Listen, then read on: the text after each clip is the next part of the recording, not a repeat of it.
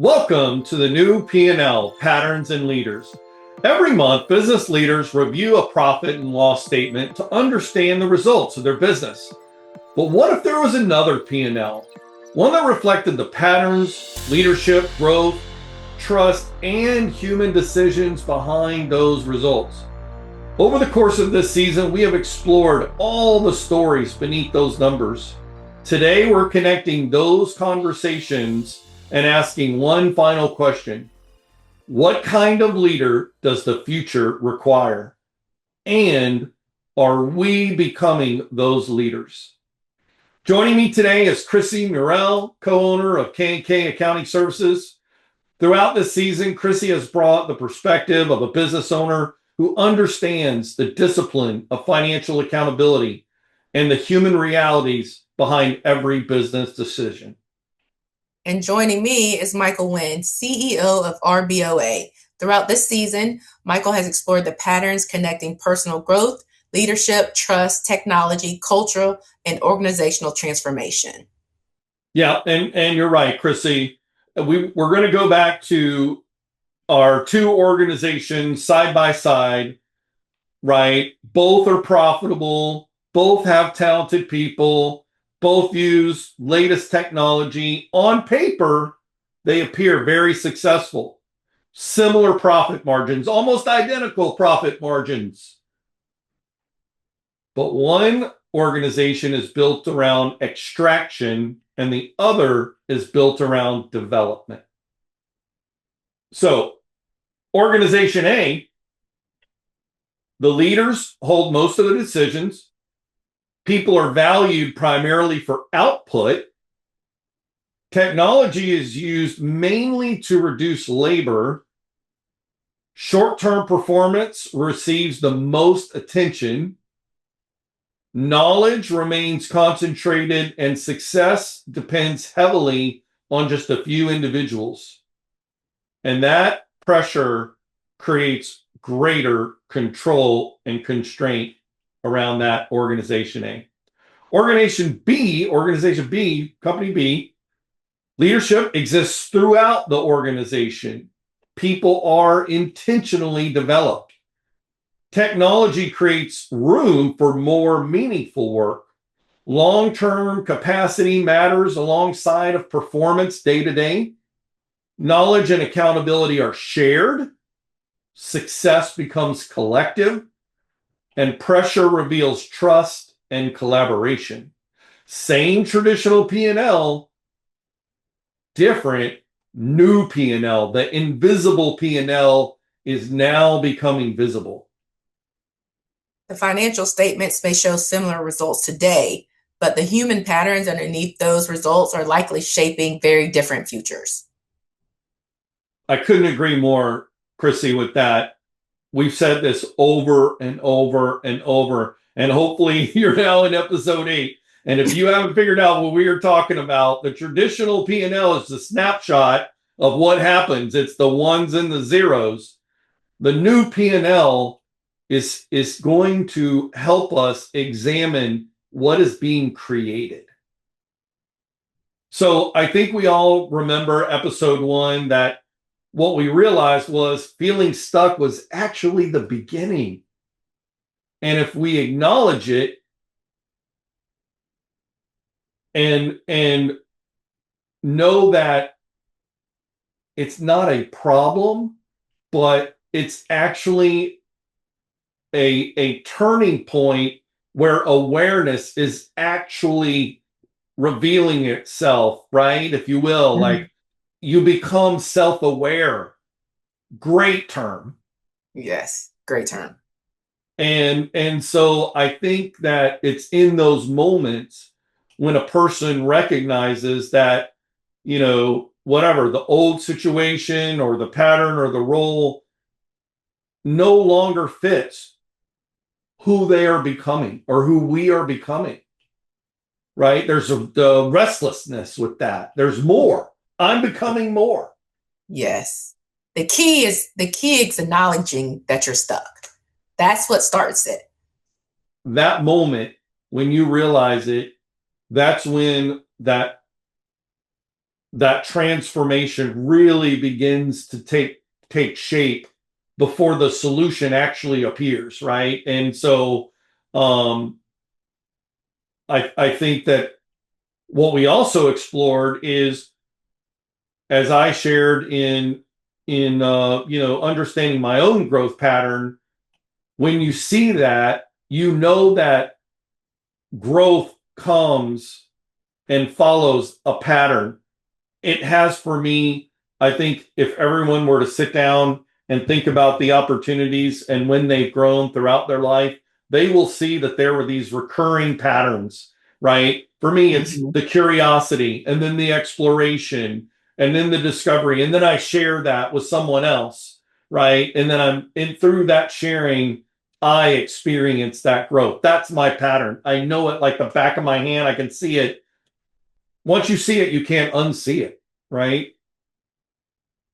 Yeah. When you're feeling stuck, growth is right around the corner.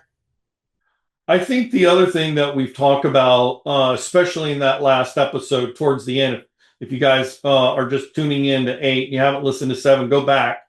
Technology changes the value of being human. We talked a little bit about how to set up your own board of advisors. I think that was kind of a fun exercise. We've also talked about, how are organizations taking all of the information that's available to really grasp a much, much larger, aspect of, I can take, 3/4 of interviews with my team members along with the performance review, create my own custom GPT on that on my with my teammate, if you will, and then have my advisors come in and help me be a better leader to my team member. Because I'm not wired. I look up at the board and I'm like, I'm strategic, I'm an achiever, I use ideation, I'm futuristic, I'm a maximizer. But then I turn around and look at someone else who doesn't have any of those characteristics, right? They have empathy, they're a developer, they're a relator, they do have an achiever, they're so that people have different strengths. And I have to learn to understand those strengths, right? And so the value of being more human and understanding the humans that we work with is a great, great challenge that leaders have to face right now, because as that technology becomes more capable, human trust and judgment and meaning and empathy and creativity are actually going to become more valuable, not less. I agree. Kryssi, AI doesn't create trust. Zero. Zero. AI doesn't create empathy. Zero. Right? You have to build those relationships, the human relationships. Exactly. So, yes, AI can accelerate what an organization is, right? Processes, smush the redundancies, identify, things that are duplicative. But leadership is what determines what is your company becoming and what are you as a leadership, who are you becoming? And I think that leads us really to the most natural progression or evolution, if you will, is that leadership moves from self, look at me, look what I did, look how I performed, to this more others oriented, right? This collective achievement, which we've talked about, right? Because then the leader begins to learn how to actually solve the problems, achieve the goals. But there's a shift, right? Where it's less about providing that individual value and more about creating the conditions for that much larger collective success. Yes. That's the goal. So, what kind of leader does the future require?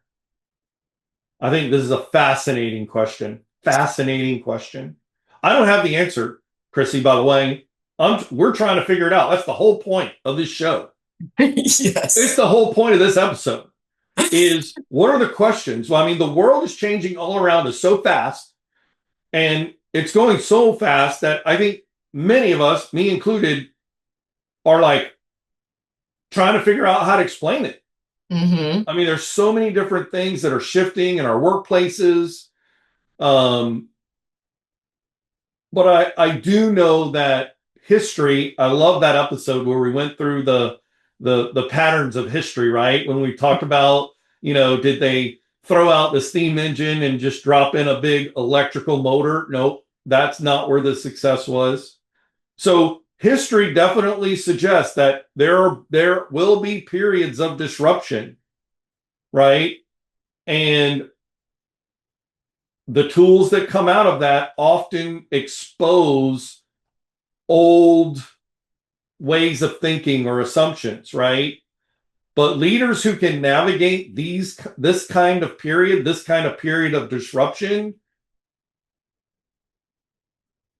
they're not going to have all the answers. But I tell you what, they're going to be willing to ask better questions. I agree. And I think one of the characteristics you're going to have is to be open. Yeah, Kryssi, you're right. And for me, what when you say being open, it means this. I have amazing leaders within my organization. They are not wired like me, Mm-hmm.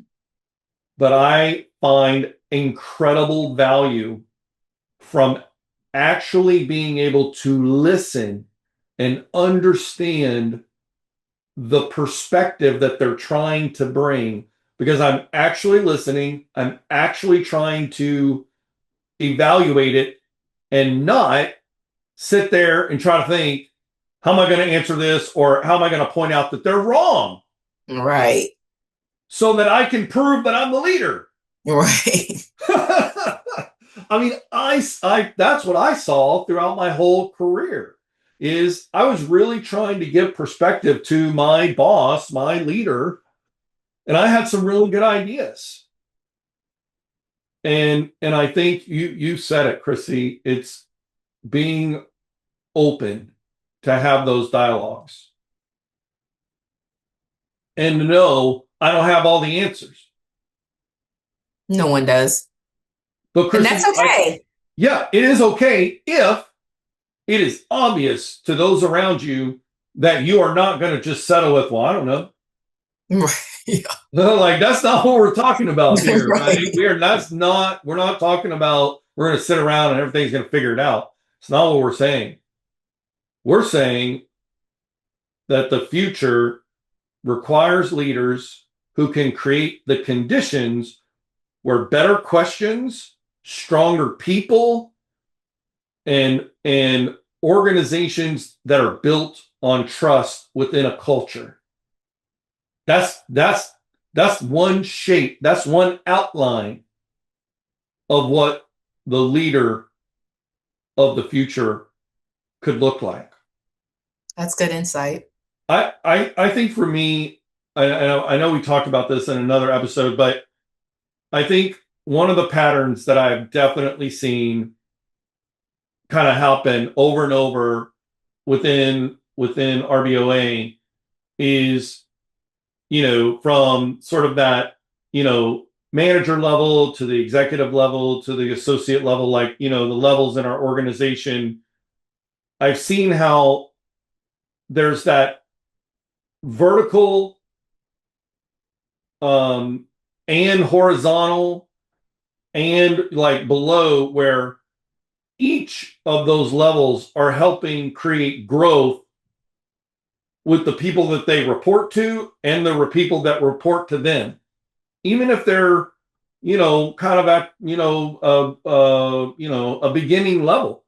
Mm-hmm. When you start to see that kind of multiplication or amplification, the multiplier effect, that is, once that happens, you are taking off on a journey of growth that is beyond your control. And it's probably one of the most exciting things, Kryssi, I've ever seen in my corporate career. And I'm so incredibly grateful to be amongst the team of folks who everybody wants to grow and everybody wants to help one another. It's absolutely makes me want to come work every day. Right, right. So again, the idea here is that what I hope we're really trying to distill for everyone that's listening today is that yes, the traditional P&L measures the revenue, the expenses, and the profit, and those numbers matter absolutely. But there's this invisible P&L that's not on a statement, but you need to be able to see it, and that is, where are your people? Are they growing? Are you growing? Are you creating and increasing trust? Are you cultivating growth and creating leadership at every single level, from the person that greets the door? I mean, think about this. Think about in a hotel experience, right? It's not just one person that creates something, right? It happens with the person. Then when you check in, it happens whether or not the maid service did their job. It happens when you go to the restaurant. Like, it's everybody.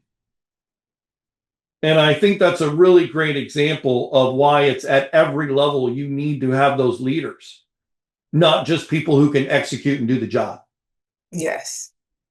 And so the new P&L, it's not a replacement for the financial story in any way, but it is designed to really help us understand the people, the human story. That is why the P&L, because listen, if you're losing money, you know what? There's probably a real good chance that you got some people who are either stuck or miserable. You got bottlenecks, right? Correct. Correct. You're like, oh, let me talk about that for a while, but no, I won't. We can go on and on and on and on. To wrap up episode 8, I hope that as folks who've tuned in, they come away with this: feeling stuck is okay. Name it. And I think that it really ends with a question that every leader must answer for themselves. And that is what we've talked about today. What kind of leader does the future require? Because this conversation isn't finished. There are a lot more patterns to explore. There are so many more stories underneath the numbers. But I think the more we begin to explore trust and growth and leadership and culture, and how does technology mix in the mix, right? I think that's what we've tried to do in these 8 episodes. So at the end of the day, we all understand the traditional P&L measures the revenue, the expenses, and the profit. And we know that those things really matter. But I hope that, again, just to really make sure that everyone understands that the new P&L that we're talking about is about the people, the trust, the growth, the leadership, and the patterns that play out within your organization. That's the new P&L. And again, ask yourself this question: am I growing? What is it like to be led by me? Because that will help you ask the next question, which is, am I the kind of leader that's going to be needed right around the corner as the future is knocking on our door? We're so glad that you guys tuned in today. And remember, the numbers tell us what happened. The patterns and leaders help us understand why. We'll see you next time on the new P&L.